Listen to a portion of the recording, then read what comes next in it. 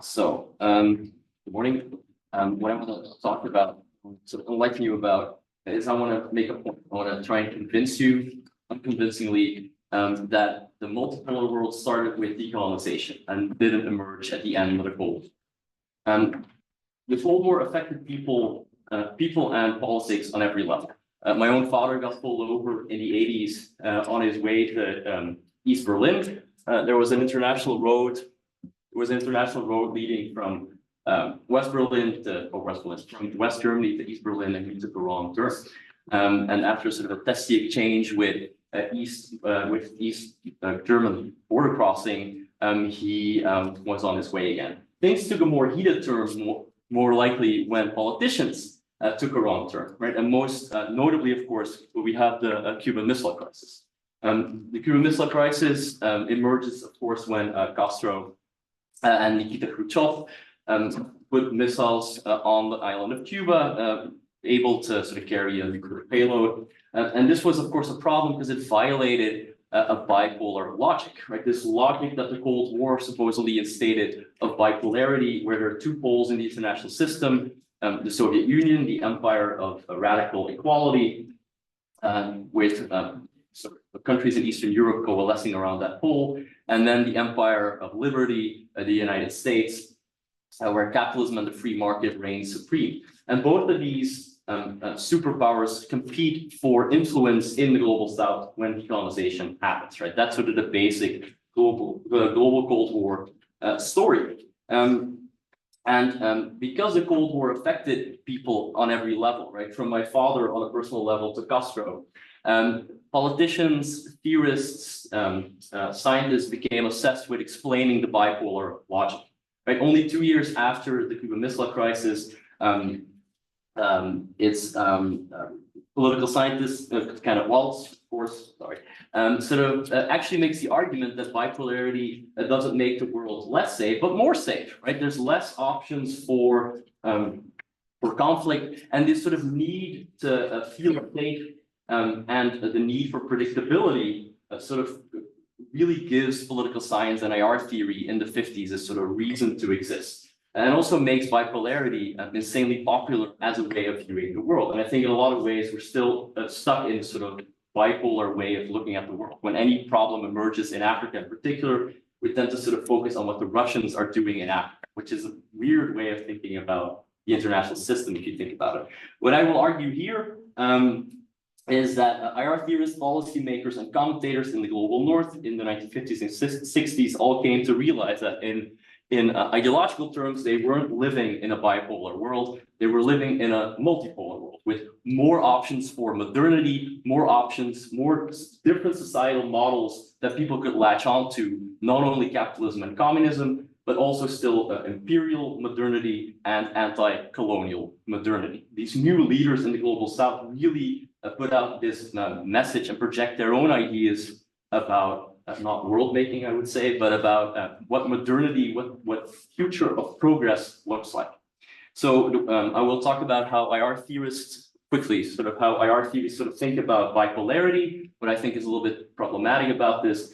I'll talk a little bit more extensively about the role of ideas, or the importance of ideas in thinking about the international system, and then I'll sort of flesh out how that way of ideological thinking or how decolonization seeped into how early IR theorists thought about bipolarity and Cold War. And again, right, I make the point that they all already understood that the world was actually, on an ideological level, multipolar, that there were different options, different societal models to choose from. We weren't stuck. We were never stuck in a bipolar straitjacket where there were only two options for progress.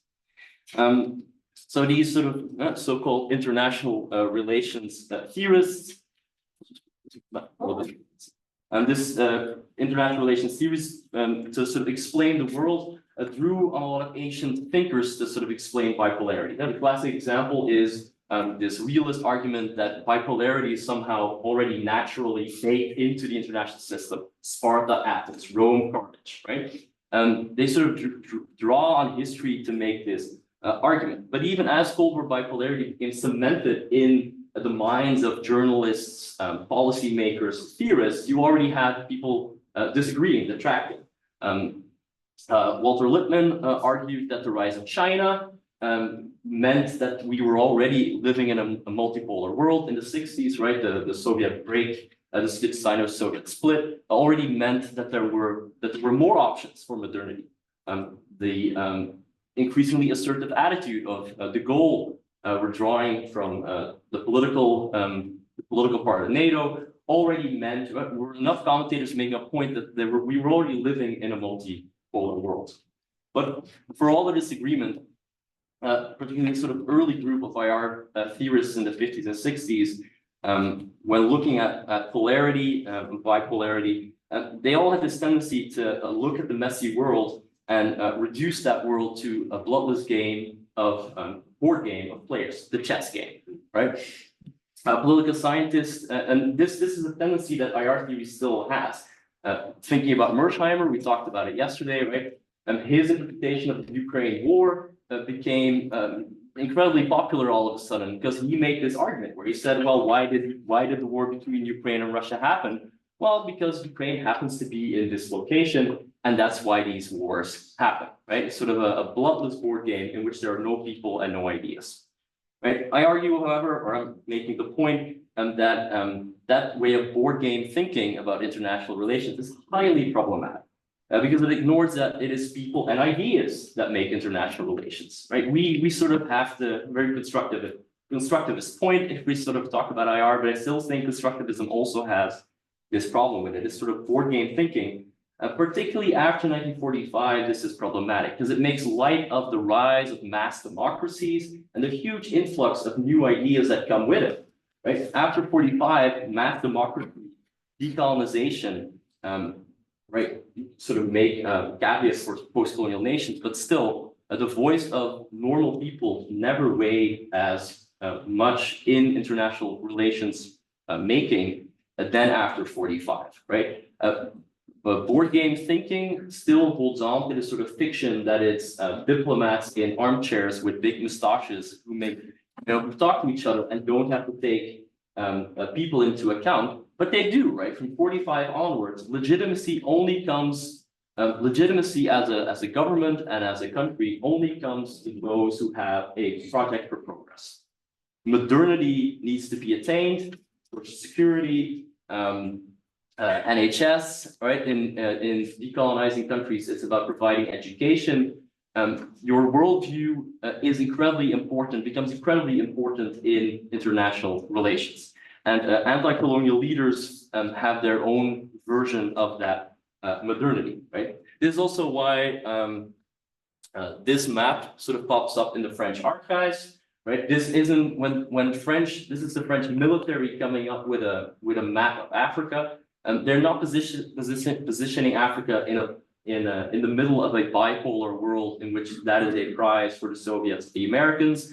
No, they take all these other things into account. Pan-Arabism, Pan-Africanism, all things that they need to take into account when making a risk assessment about their position on the African continent. Right, and this shared understanding that it is your task, that you'll get power if you're more convincing in offering a societal model, also leads people like Kwame Nkrumah, the leader of Ghana, who's sort of the key protagonist in my book, to offer his own version of Pan-African modernity, right? What does Pan-African modernity look like? Well, it has two components. One of it is the spread of the African personality, and the other is the more famous one is the creation of an African Union, right? Pan-Africanism, the connecting of different people of African descent in one continental union, right?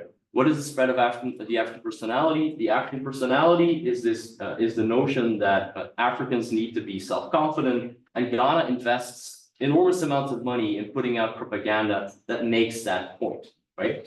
That makes the point that Africans need to be self-confident, this postal card is put out in 1960, and it makes the point that Africans were sort of at the cradle of scientific progress. And this is a very different vision of what modernity needs to be if you compare it to what communist capitalists and the Europeans were putting out.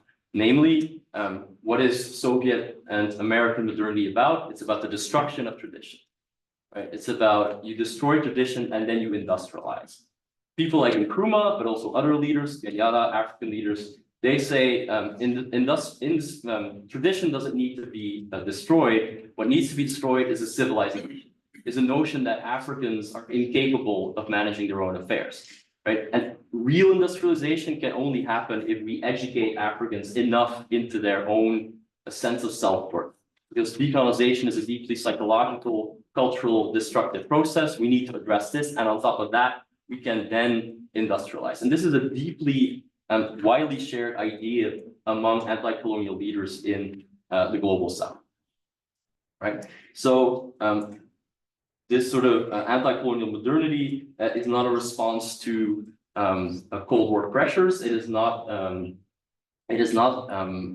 sort of a response to being the threat of intrusion by Cold War leaders, but is deeply a deeply ingrained part of the anti-colonial message. Sorry, and it already comes out in the Haitian Revolution, right? The Haitian Revolution, Toussaint Louverture resists the end of abolition in the French Revolution, and what comes out in the Haitian Revolution is this ambition to create a better type of modernity, right? A modernity that is not racial and that embraces cultural values. And anti-colonial leaders in Africa, Nkrumah, one of them, are steeped in this tradition, right? That is what drives them.